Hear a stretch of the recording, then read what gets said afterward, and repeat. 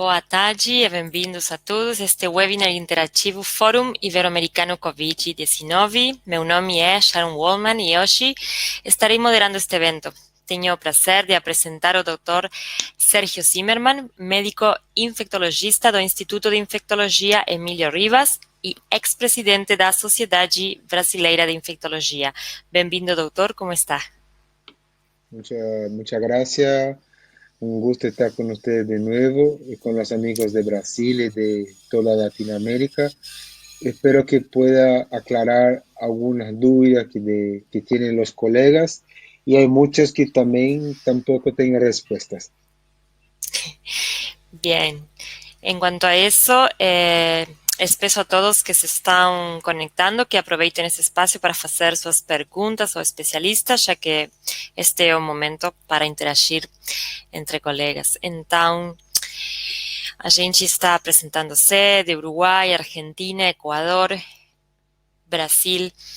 Bem, eu vou fazer uma pergunta.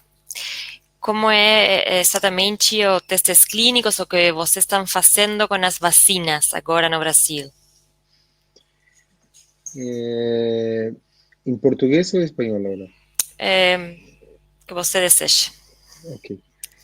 Na verdade, as vacinas, nós temos mais de 100 vacinas em estudo clínico pela Organização Mundial de Saúde, né? A Organização Mundial de Saúde refere esse posicionamento. Só que dessas, são 119 estudos clínicos. Desses estudos, apenas 10 estão em fase clínica para uso em seres humanos. E desses 10, 2 estudos, até o presente momento, vão ser desenvolvidos no Brasil, já em fase 3. Uma é uma vacina chinesa da Sinovac Biotech, em conjunto, numa joint com o Instituto Butantan, que é um instituto que tem grande know-how no Brasil na fabricação de vacinas, já faz inclusive vacina de influenza, febre amarela, dengue, então tem uma certa importância no país.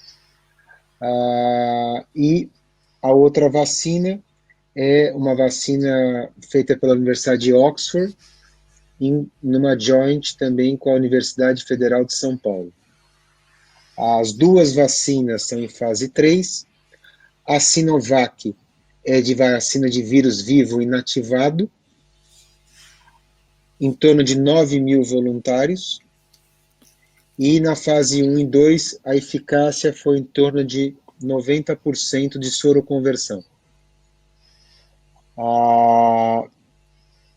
Na vacina da Universidade de Oxford, é patrocinada por uma fundação, Fundação Lehman, uma fundação brasileira, inclusive. Também na fase 3, 2 mil voluntários, onde esses voluntários, basicamente profissionais da área da saúde. Essa vacina é com vírus não replicante, ou seja, proteína não replicante. Essa vacina da Universidade de Oxford, uma dose, e a vacina chinesa são 2 doses, com intervalo de 14 dias.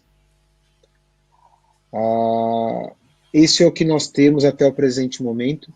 Os protocolos não foram abertos ainda. Nós não tivemos acesso ao protocolo da Universidade de Oxford.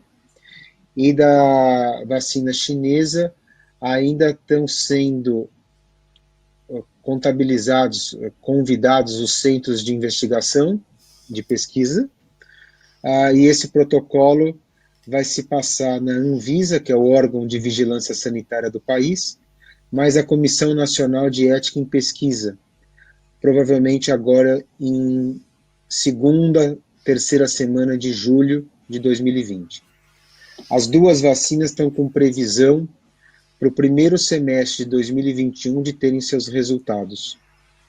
E, ao que eu saiba, as vacinas, as duas, vão ser dadas com um grupo placebo, que isso, do ponto de vista científico, tem um valor inestimável, porque a gente vai conseguir realmente ver a eficácia e a segurança, que é o que tem que se ver realmente numa fase 3 de vacinas.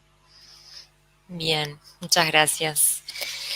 Bueno, todavía no tenemos preguntas, así que voy a aprovechar a realizar yo otra pregunta en este momento, que es ¿cómo están trabajando ahora con el uso de la dexametasona? A dexametasona foi comunicado da Universidade de Oxford, novamente a Universidade de Oxford, fez um press release aonde ela fez um comentário ao mundo de um estudo também com placebo, com um número de voluntários expressivo, 175 centros de pesquisa no Reino Unido, 6 miligramas por dia, em dose endovenosa ou dose por via oral, por 10 dias. E o que se observou é uma redução de mortalidade em torno de 33% para os pacientes, tanto em casos moderados quanto casos críticos. Ou seja, pacientes que necessitavam de suprimento de oxigênio e não ventilação mecânica, e nos outros que necessitavam de suprimento e ventilação mecânica. Para os casos leves, que é os que ficam em casa, na residência, não se mostrou nenhum benefício clínico o uso da dexametasona. O grande problema é que esse estudo não está publicado ainda, nós não sabemos nem ao menos qual revista científica ele foi encaminhado ou será encaminhado, então nós temos que avaliar com muito cuidado qual é o viés que pode ter nesse estudo, ver os dados epidemiológicos que ele vai apresentar e se não tem nenhum erro estatístico que possa não mostrar o que está escrito no press release. Se isso se comprovar, sabendo que a Universidade de Oxford é uma universidade séria, vai ser um grande benefício para os pacientes, que eu acredito, os pacientes graves, críticos, porque nós já tínhamos como benefício a profilaxia com anticoagulantes e agora a gente vai ter o uso de dexametasona. Então, fora o suporte de unidade de terapia intensiva que você tem que ter para o paciente crítico. Então, é uma grande possibilidade que se apresenta e tantas outras que vão acabar surgindo agora ao longo aí do próximo mês de julho. Bien. Bueno, muchos de las personas que están conectadas nos piden para que hables en español, así que la siguiente pregunta la vamos a hacer en español. Nos pregunta Karin si los pacientes con IgG positivo pueden transmitir el COVID-19. No, solo IgG positivo no. IgG positivo es solo que tiene una exposición al virus, al COVID-19.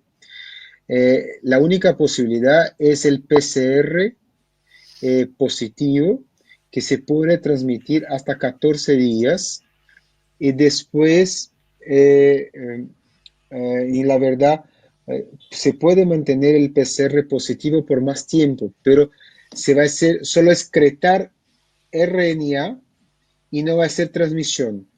Pero para volver al trabajo, la gran mayoría de los locales quiere mirar un PCR negativo. Perdón. Y esto es normal y muchas veces puede tardar más que 14 días.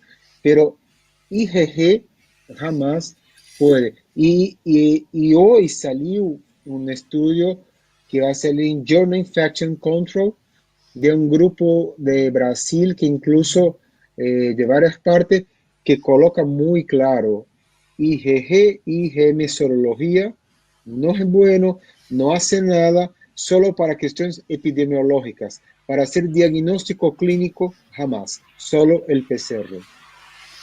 Bien.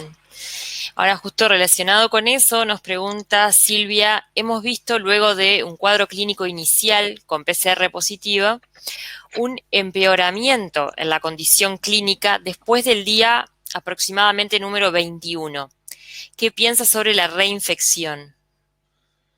La reinfección es posible, pero tener el PCR hasta 21 días no es una reinfección, porque se puede ser, como comenté, una excreción del material genético.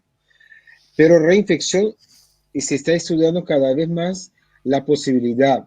Y hay un caso de un médico en la región nordeste del país que se está estudiando que se puede hacer que ellos tuve una reinfección, pero todavía no está publicado y no tenemos más datos. Están evaluando para ver cómo que se va a continuar el desfecho final.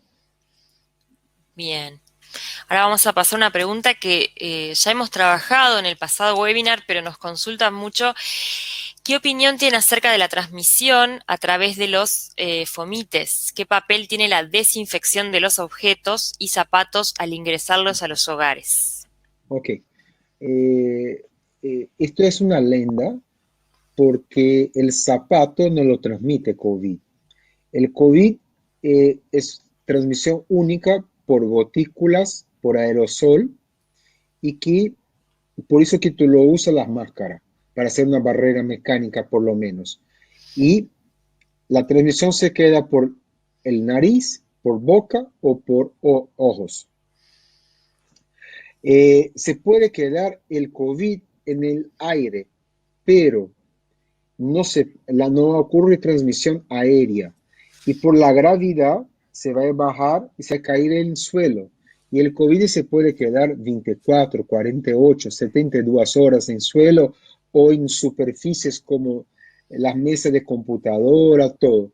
Y la verdad tú tienes que hacer es una desinfección con alcohol 70 en las superficies y en los zapatos. No es necesario dejar allá afuera de la casa o hacer estos.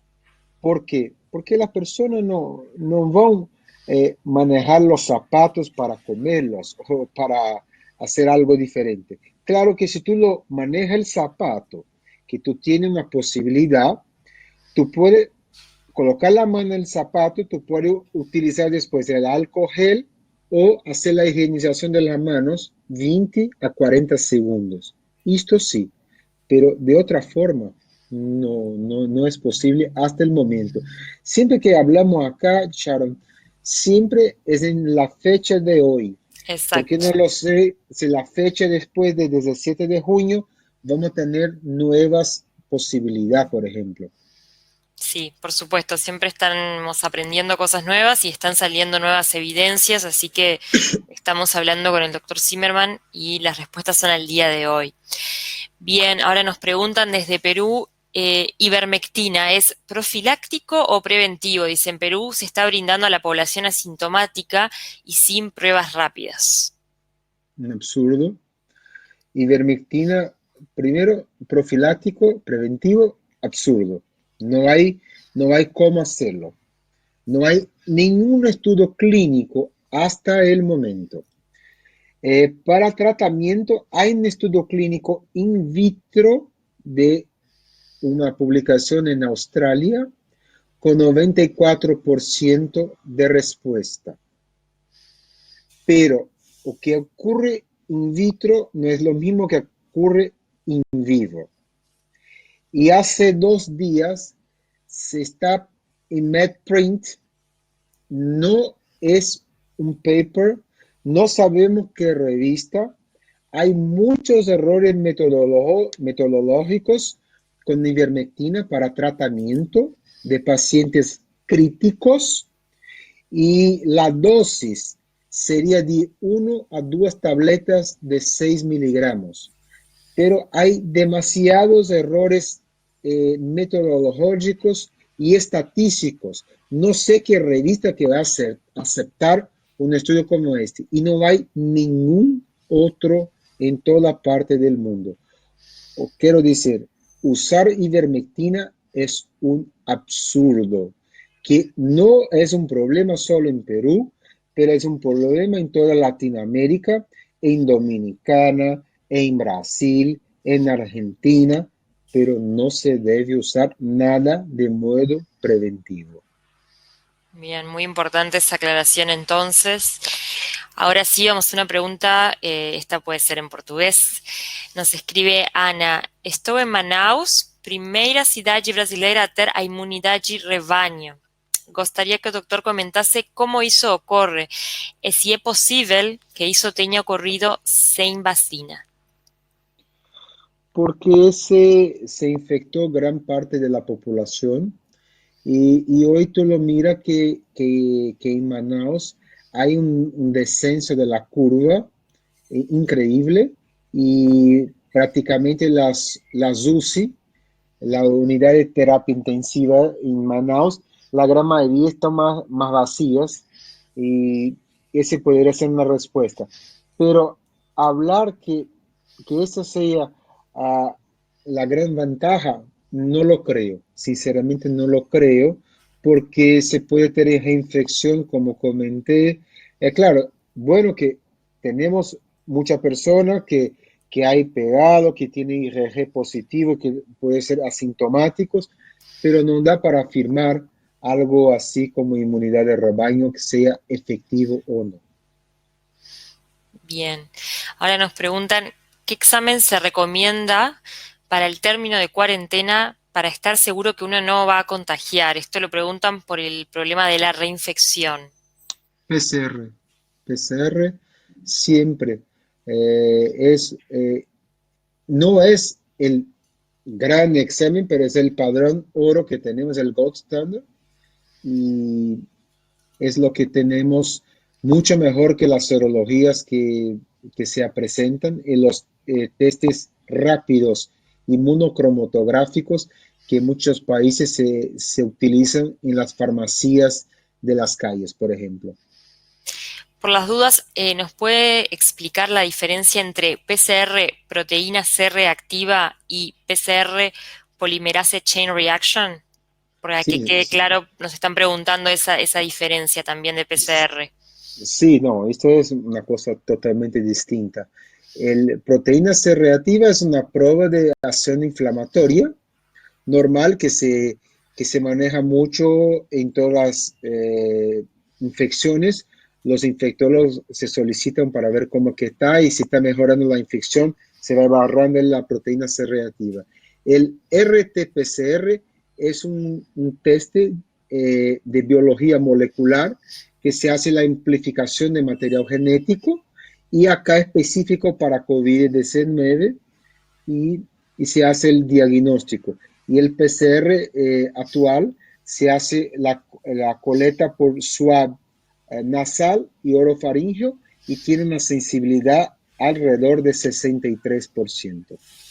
Bien, muchas gracias. Ahora viene una pregunta que supongo que cuál va a ser la respuesta, pero es, ¿se puede dar hidroxicloroquina en pacientes en domicilio?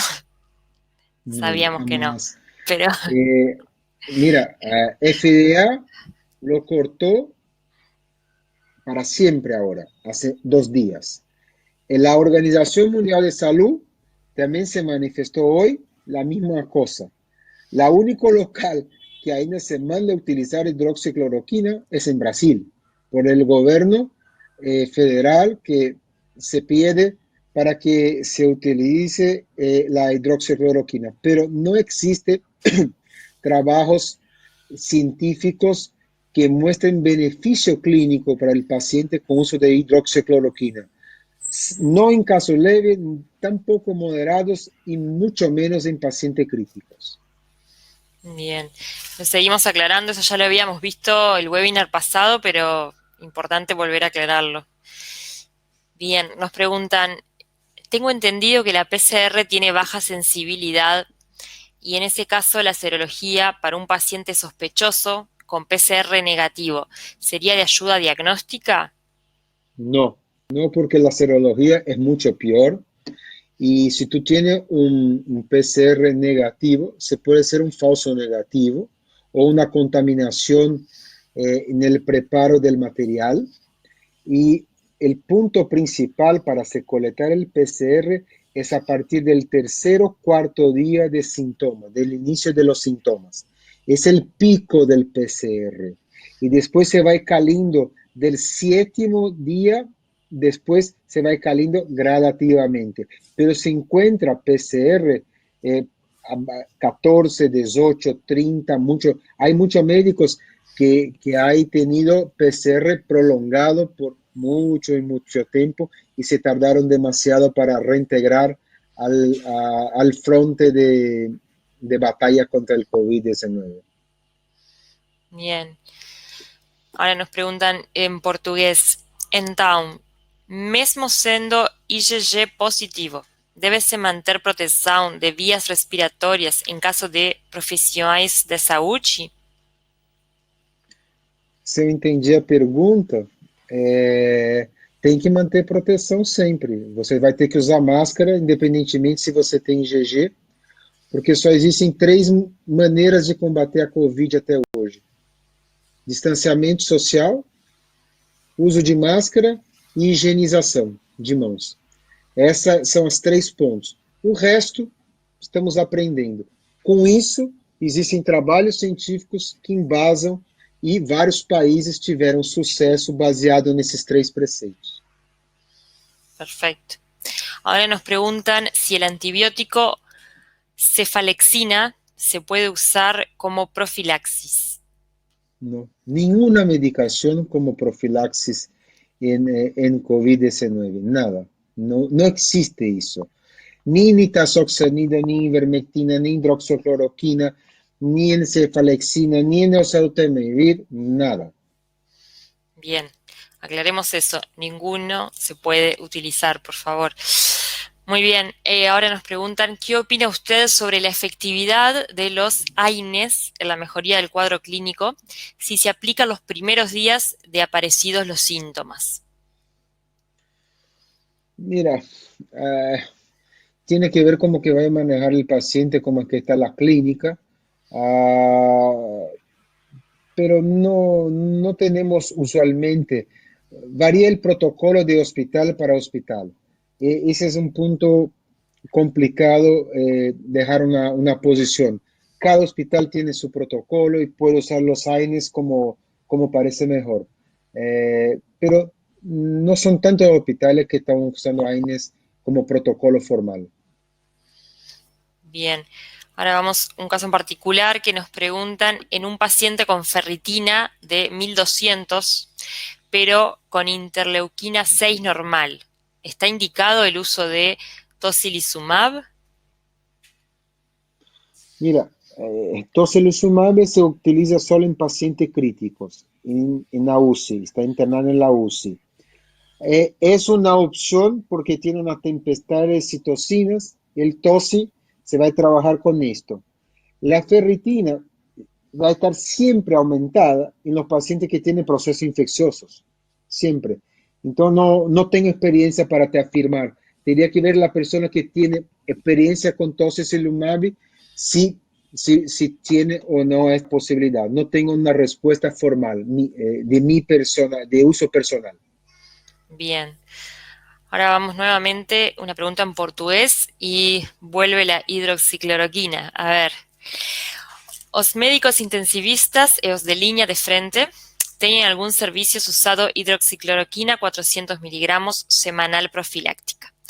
Mesmo não havendo comprovação científica, não seria interessante usá-la? Não. Não, porque quem faz ciência, quem faz uma medicina baseada em evidências, não pode aceitar dar um remédio que não vai ter efeito nenhum. Só vai causar mais mortalidade, como já foi comprovado, e mais efeito adverso. O que as pessoas não conseguem entender que 80% das pessoas que vão pegar Covid vão ser casos leves e elas vão melhorar com ou sem nenhum remédio. Então, apenas sintomáticos. Tenho dor de cabeça, tenho febre, tenho tosse, vou fazendo do modo sintomático. Você vai curar de todos os jeitos. A questão é que a Covid-19 é um quadro viral mais insidioso. Ele não dura 3, 4 dias como na média nós conhecíamos. Ele vai durar 7, 9, 10 dias. E isso deixa as pessoas muito incomodadas e os médicos muito incomodados. Mas como ciência, isso não existe.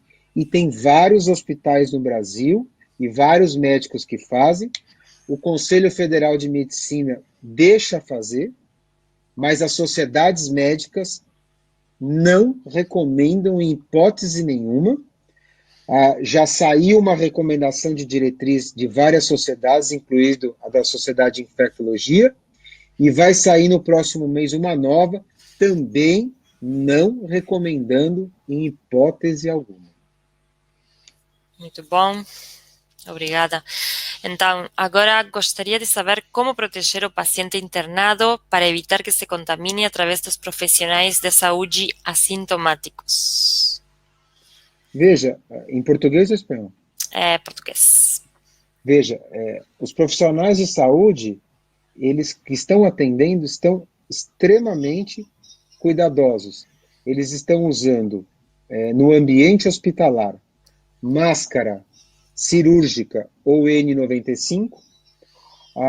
Alguns ainda usam face shield se trabalham em unidades de terapia intensiva.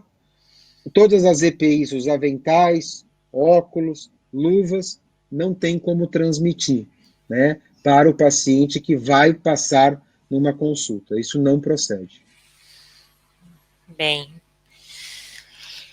Ahora nos preguntan si podemos revisar la secuencia de exámenes para COVID, desde la sospecha hasta la más alta situación, digamos, de contagio.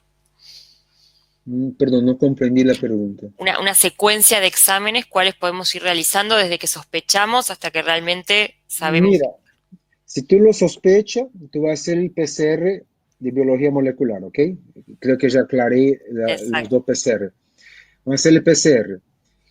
Si la persona tiene confirmado y se evalúa para una falta de una dispnea, que va a buscar el servicio hospitalario, hay algunos exámenes que se va a solicitar, por ejemplo, la tomografía de tórax para ver si tiene la opacificidad por vidrio fosco, la solicitud de fibrinogénio, de dedímero, que son marcadores que van a estar muy aumentados en los pacientes que tienen COVID-19.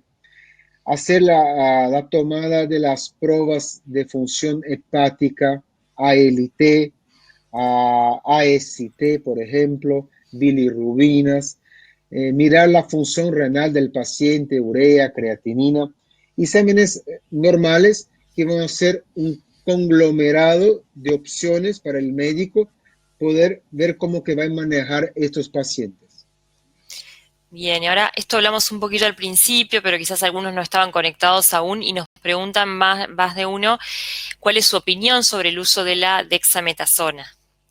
Ok, vamos a hacer de nuevo, no hay problema.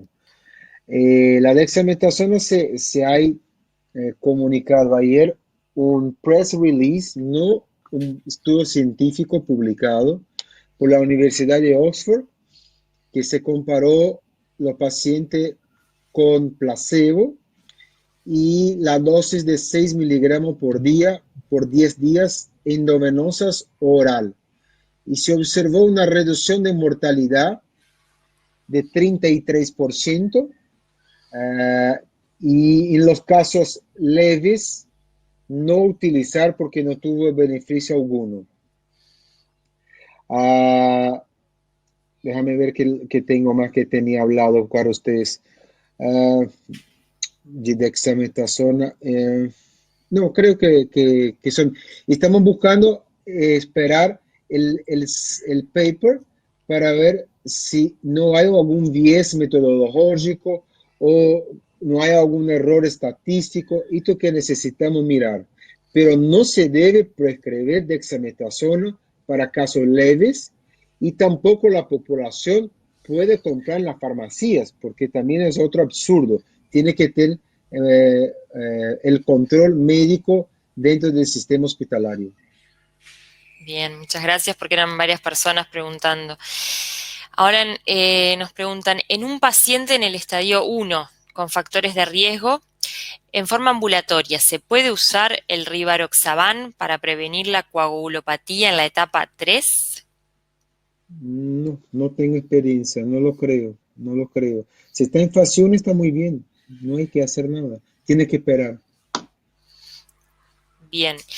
Y ahora nos preguntan, ¿las PCR realizadas en prequirúrgico sería adecuado si se piensa que necesitan unidad de terapia intensiva o para cirugías de cabeza y cuello? Perdón, no comprendí la pregunta. ¿Se puede repetir, por favor? Si sería adecuado realizar, o sea, si sirven las PCR realizadas en forma prequirúrgica a la hora de necesitar terapia intensiva o cirugías de cabeza y cuello, por ejemplo. Por ejemplo, hay muchos protocolos ahora que están empezando en varios hospitales en Brasil para reintegrar los procedimientos cirúrgicos. Y hay los protocolos que el paciente 48 horas antes del procedimiento hace un PCR. Si el PCR está negativo, se sigue el procedimiento. Si el PCR está positivo, se traslada el paciente a otra parte del hospital, se toman los cuidados, se cancela la cirugía y espera 14 días para hacer de nuevo. Bien, ahora en portugués nos preguntan, gostaria que o doutor comentasse a transmissão relacionada ao carácter genético familiar da Covid-19. Não tenho experiência em relação a isso. A gente sabe que, pelo menos eu vi de observacional, famílias japonesas que pegaram a doença e todos acabaram ficando Covid positivos. Mas não tenho experiência em relação à genética, peço perdão. Bien, obrigada. ¿Dímero D es predictor de mortalidad? Qual? Dímero D.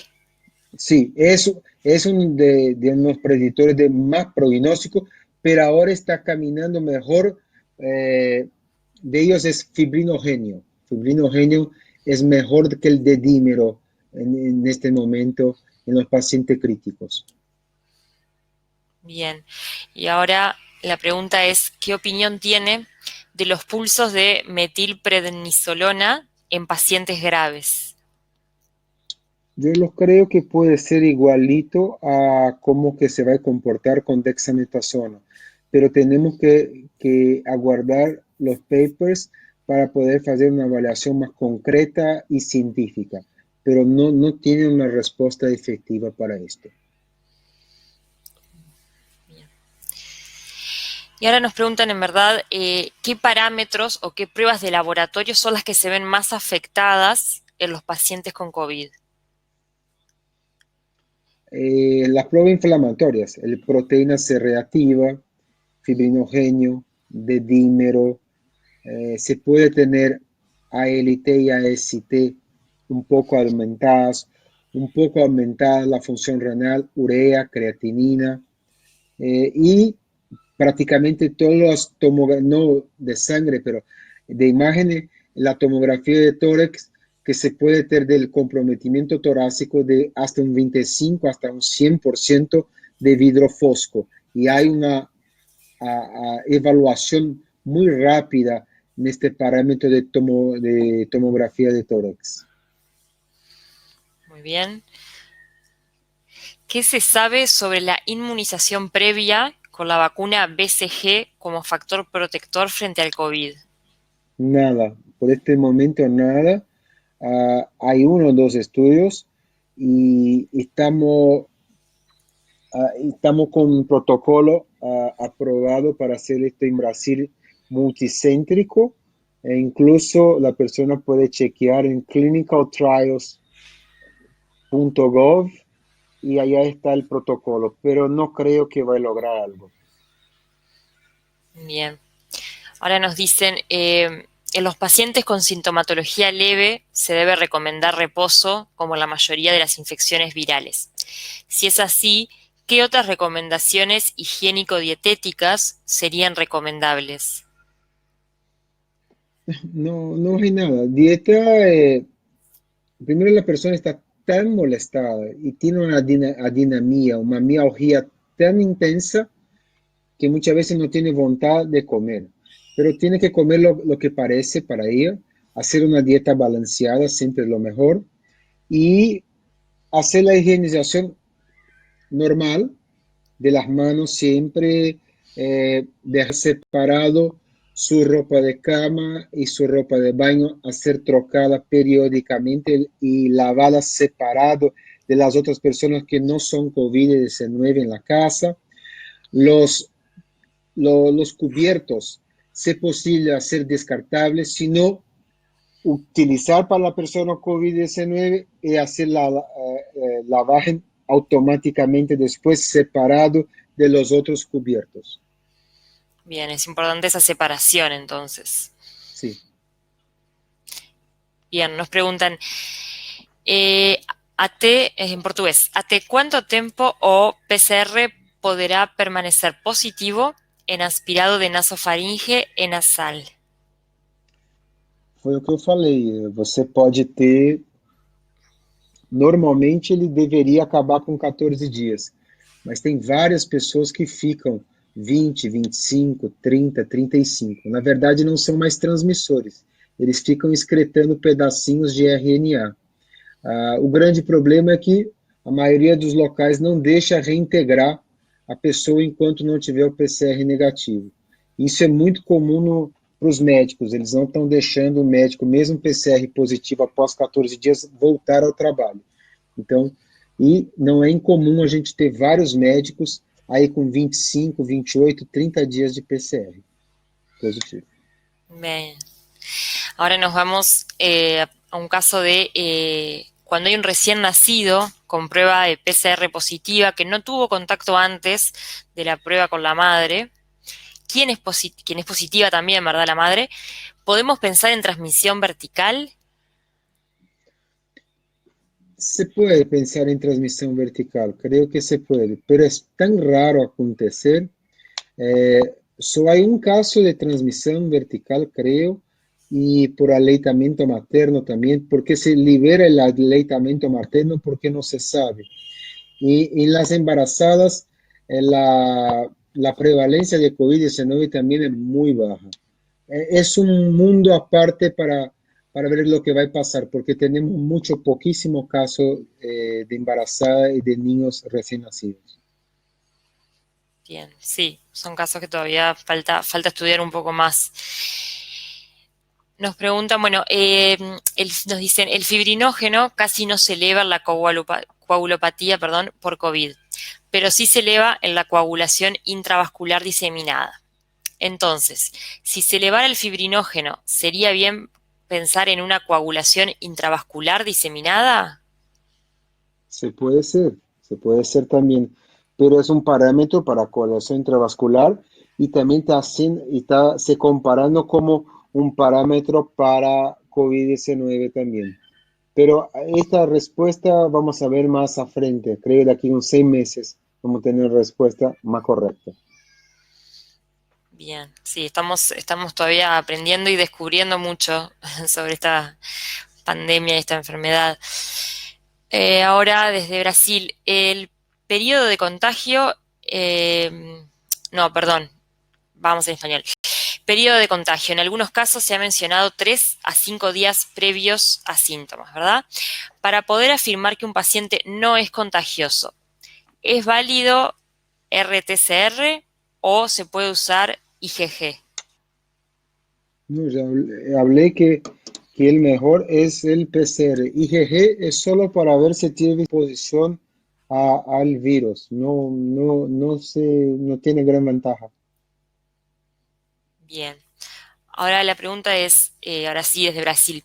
Pacientes con HIV ¿pueden ter demorar no clearamiento do PCR coletado de swab de nasal e de nasofaringe? Não tem nenhuma evidência em relação a isso.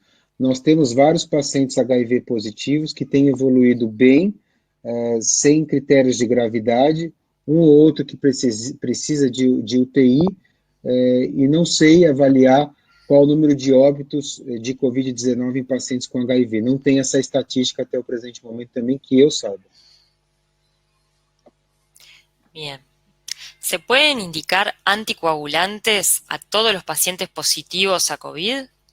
No, solo en paciente críticos y de forma profilaxia con enoxaparina, por ejemplo, se utiliza y es comprobado que tiene una buena respuesta. Sin esta situación, no. Bien, solo en esos casos. Perfecto. Un paciente que fue diagnosticado con COVID-19 que ingresa a sala de operaciones con marcador de IgG. ¿Qué cuidado se debería tener? Igual a todos, porque si Jorge solo tuvo exposición nada más, está sintomático, está todo, no hay nada que hacerlo. Es un individuo igual a todos, tiene que tomar el cuidado normal de un procedimiento. Bien. Ahora nos preguntan cuál es el papel de los asintomáticos en la transmisión del virus. Esa fue una gran controversia por la OMS, que se comprendió mal a la fala de la persona de OMS. No me recuerdo el nombre de la muchacha, pero la transmisión sabemos claramente que se puede hacer hasta 48 horas antes de manifestación de los síntomas. Entonces, el uso de máscaras es la principal forma de se prevenir de la transmisión en este momento. Sí, muy importante porque hubo por un momento datos contradictorios, es importante aclarar esto. Y otro también a lo que fue cambiando, pero esto es por lo que se fue aprendiendo y nos preguntan, se hablaba de los niños como vectores y actualmente no. ¿Qué opina usted? Los niños es un otro gran problema, porque tenemos menos de 1% en el mundo todo de prevalencia de COVID-19 en niños. No se sabe si los niños son portadores asintomáticos y ahí el problema sería para las personas ancianas, que siempre hay una visitación de los abuelos con los nietos, así, pero como no tenemos idea de seguridad, lo afastamos los niños de dejar ellos aglomerados en la sala, en las clases, porque se podría ser una fuente de infección dentro de la casa de las personas y se propagar después para la persona que va a salir a trabajar y una progresión exponencial de la transmisión. Por eso que no se vuelven los niños tan fácil hasta el momento en casi todos los países. Bien, eso es también importante porque no estaba quedando claro para muchos al momento. Ahora nos preguntan si puede comentar sobre COVID no oncológicos no trasplantados. La manifestación es igual. Estos pacientes tienen que hacer su tratamiento regularmente de los quimioterápicos, radioterápicos, inmunosupresores, tiene que hacer igual y hacer la prevención que tiene que hacer, esto que tiene que pasar, más nada, es el problema. Bien, mejor así entonces. Ahora nos preguntan si existe alguna evidencia sobre inmunidad cruzada con otros coronavirus. Sí, por ejemplo, en los testes serológicos existe con otro coronavirus, sí, y hay inmunidad cruzada también, creo que con Zika, con dengue, con chikungunya también. Bien, o sea que hay bastantes. Y ahora nos preguntan un caso particular. En paciente que requiere extubación de ARM, ¿es válido considerar que si la PCR es negativa al día 21, se puede extubar sin EPP3? No, no debería, porque tú estás en un ambiente de UCI, tiene que hacer la máscara correcta. No, no, no pienso que puede ser así. Debería ser usar el padrón regular. Bien. Ahora nos preguntan, ¿hasta cuándo es contagioso el virus en un paciente portador asintomático? Mira, portador asintomático, tú no sabes cuándo que va a desenvolver el síntoma. Hasta 48 horas antes se puede hacer la transmisión. Ante esto, no hay cómo saber. No hay cómo saber. Utilizar máscara siempre para toda la población. Bien. Ahora justamente volviendo un poquito a los niños, nos dicen, Em alguns países ouvi que em Pequim as crianças voltaram a ter aulas em casa. Agora que hubo un brote, por los que no saben quizás, hubo un nuevo brote en Pekín y están nuevamente cerrando las escuelas y los centros de estudio. ¿Cuál sería ahí tu opinión? Sí, sí, se ha voltado, se tenían nuevos brotes, tiene que hacer el cerramiento de las poblaciones que pueden hacer la transmisión más rápida y los niños, por supuesto, puede ser una fuente de infección rápida porque se hace todos conjuntos, va a pasar para todos los niños de una clase, se va a llevar a la casa, de la casa al trabajo de la otra persona y ese es el problema. Tiene que hacer así y así está correcto. Bien. Ahora nos piden, por favor, si puede comentar cuál podrá ser el momento ideal para dejar el tratamiento con anticoagulantes en pacientes que se empieza a complicar y están entrando con dificultades respiratorias.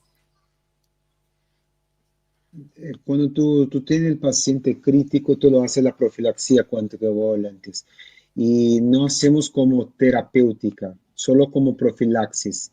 Por ejemplo, acá en la gran mayoría de los hospitales en Brasil. Ahora, esto quizás ya lo hemos hablado un poco, pero como siguen preguntando, lo comento también. Nos pregunta Francisco, você, en portugués, você indica anticoagulação para pacientes que no têm indicação de internação? Não, já falei que não. Sí, lo vuelvo a repetir, en verdad, cuando veo que claramente hay temas que siguen surgiendo entre quienes están presenciando este webinar, lo vuelvo a repetir para que así todo ya nos quede claro. Bien, nos preguntan, ¿la carga viral determina la gravedad de los síntomas? No sabemos porque no conseguimos mensurar cuánto de virus tenemos en cada persona. Si ojalá subemos cuánto se tiene de infección de virus, de la carga viral de cada persona, y después la respuesta de, de la infección natural, de la historia natural de la enfermedad, podríamos hacer algo, pero no tenemos. Hasta el momento no se consigue mensurar cuánto de virus cada persona puede tener. Bien, ese es un dato que no estamos teniendo todavía exactamente. Ahora, desde Brasil, un paciente que ficou na UTI 3 semanas, na alta sería o que melhor manter isolamento por 14 días ou usar a estrategia de 2 PCR negativos para liberar o mesmo do isolamento. Veja, a questão de 2 PCRs com intervalo de 24 horas é um protocolo do CDC. Para os padrões brasileiros, isso não tem sido por causa do custo, falta de insumos e por tempo também pelo número de exames. Mas se conseguir fazer, seria o adequado. Se não, um único PCR ou ausência de sintomas, você já pode tirar do isolamento. Bien. Ahora volvemos un poquito cuando estábamos hablando del contagio entre familias y nos preguntan cómo justificar que personas de la misma familia se contaminen y otros no. ¿Hay algún criterio de susceptibilidad? No, no sabemos por qué. Puede ser que la otra persona que no tiene síntomas puede ser asintomático. Yo tengo una opinión muy personal. Cuando yo tengo en una familia una persona COVID-19, yo que hago es isolo el COVID-19 y hago el PCR para toda la familia. Cuando sale el resultado, si está negativo, ok, vamos y el COVID se vuelve a frecuentar la otra parte de la casa después de 14 días. Bien. Sí, es como que uno pensaría que es más sencillo determinarlo por la familia, pero no es un dato que tengamos aún. No, no sabemos. Bien. Luego nos preguntan, teño visto pacientes que positivaram somente IgM e que están mantendo somente IgM após 60 días do início da infecção. Como interpretar isso? falso positivo, exame ruim, sensibilidade péssima. Não faça IgM, não vai dar nada. Faça PCR, devia ter feito PCR, não IgM. Bien. ¿Se sabe si la reinfección por COVID puede ser por la misma cepa o debe de ser una cepa diferente para que ocurra la reinfección? Não sabemos. Não sabemos todavía. Puede ser una mutación del virus, del nuevo coronavirus, pero no sabemos. Hasta el momento, por lo menos no lo conozco. Bien. Ahora nos piden si brevemente tú podrías repetir sobre los corticoides ambulatorios. Dice, Juan, será un nuevo problema de salud, ya que las noticias brindan información parcial y la población ya sale a comprarlas a las farmacias. Sí, yo incluso ayer yo di una entrevista al canal de la República Dominicana, un canal muy famoso. Hablé sobre esto. Hablé acá en todas las locales de acá de las televisiones, de las radios en Brasil igual, que la población no debe comprar y tiene que tomar por vigilancia médica en internación hospitalaria, solo de este modo. No hay que hacer un caso leve jamás, y el estudio del press release también apunta para no tomar en casos leves. Muy bien. Ahora volvemos un poquito al caso de PCR. Dice, si el PCR al término de la cuarentena sigue siendo positivo, ¿hay que realizar una nueva cuarentena ya que sigue contagiando? No, es que hablé y voy a intentar, creo que las personas no comprenden esto y es una duda de todos. Exacto. Por eso El, repito. el PCR, después de 14 días, el individuo no está transmitiendo más COVID-19. Pero hay personas que se mantienen el PCR positivo por 18, 20, 30, 35 días. Es posible, porque tiene una extracción, se hace los pedacitos de material genético del RNA. Pero para se volver al trabajo, las personas quieren que tenga un PCR negativo por seguridad. En cuanto tú no lo tienes, no se puede. Pero en tu casa, si usted COVID-19 positivo y está 72 horas sin síntomas y mantiene el PCR, tú puedes mantener contacto con tu familia. No es necesario se quedar dentro de un cómodo, ¿ok? Pero tú no vas a conseguir salir a trabajar porque el empleador quiere ver un PCR negativo. Negativo. Correcto, bien. Gracias por la aclaración. Ahora nos preguntan si sabemos cuántas cepas se han identificado desde el inicio del brote. Dice que en India ha escuchado que se trata de una cepa diferente. No sé, sinceramente no sé. Y de esto no sé. Como yo soy más clínico, no tengo esta información. Muy bien. Y ahora otro dato que nos están preguntando, dice, se habla de superinfectados y factor K. ¿Qué sabe usted sobre esto? Nada, no tengo idea. Bien, perfecto. Ahora desde Brasil nos preguntan, fenotipos diferentes fueron identificados. ¿Procede? Sí, hay un estudio que se apuntó, pero no sé cómo que va a marchar después en otros estudios. Por ahora no tenemos mucho que hablar. Muy bien.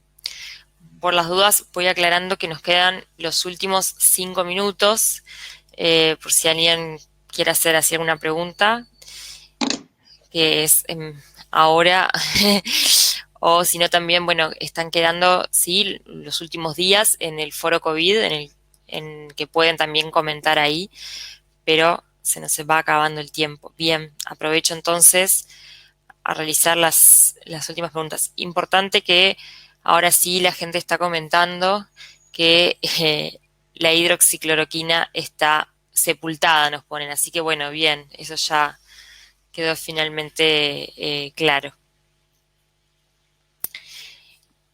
Bien. Y nos preguntan, si el PCR se puede permanecer hasta inclusive 30 días, ¿a partir de qué momento entonces se considera que una persona se ha reinfectado por COVID?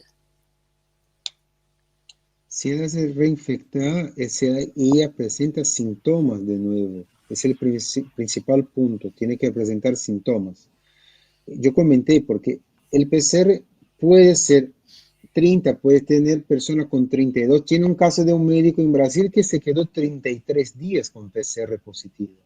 Entonces, creo que para hacer esto debería ser con síntomas positivos para COVID-19 y ahí sí se puede comparar el primero PCR y cómo se comparó, porque ahí tiene que tener una seriación de PCRs, hacer repetidos PCRs para mirar si es una reinfección con síntomas o es el mismo cuadro inicial del primero PCR. Es el problema. Estamos estudiando esto en un paciente médico en Brasil. Bien.